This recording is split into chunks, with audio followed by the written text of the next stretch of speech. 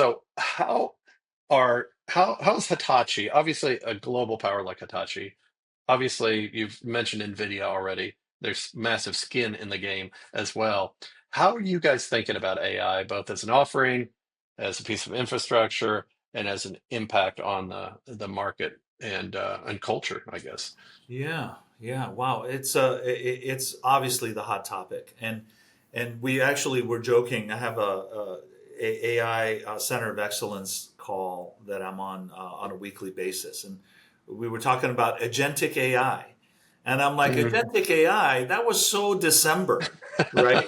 You know, this stuff Yeah, is big and it's moving really fast, right? yeah, Where we went from like generative to agentic, and now Mr. Jensen Wong's talking about physical AI, which is AI at the edge, robots being really smart, and mhm. cars being really smart, and infrastructure being really smart.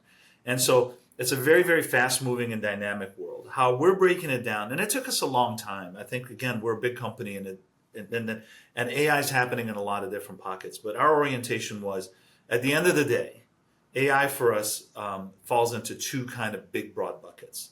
AI is going to drive either efficiency internally, Sure. or it's going to drive acceleration and revenue, right? I mean, that's like the simplest way I Mhm. can put it. Efficiency is when, our HR department uses AI to create a chatbot for the employees, right? Or when the manufacturing team uses AI to do some really cool process automation or process, optimization. I mean, these are like complex problems that can be solved in manufacturing process, supply chain, or, HR chatbot. Those are efficiency plays. Those are going to make your developers faster. It's going to make your services better and all of that kind of stuff. The acceleration play is predominantly in a couple buckets. How do I make my products better? We saw a lot of software companies get out of the gates very quickly. Like my Zoom had some AI, whiz bangy stuff on it, like within 3 days. Yep.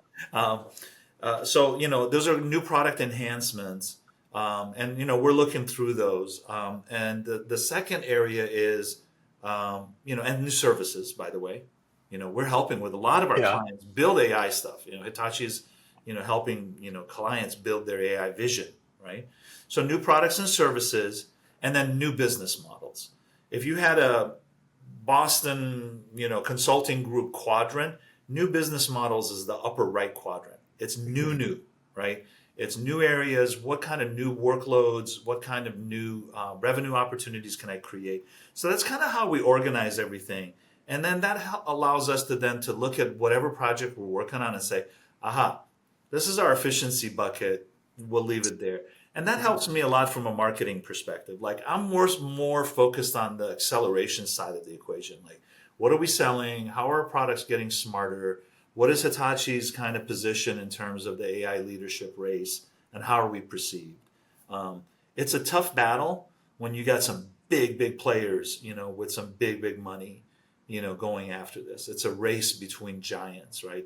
And you know Yeah. who they are, right? Google and Amazon and Microsoft and Nvidia, they're all racing to this thing, Yeah. and it's a tough gig right now to get a voice in that. But we're breaking it down. We're moving it forward.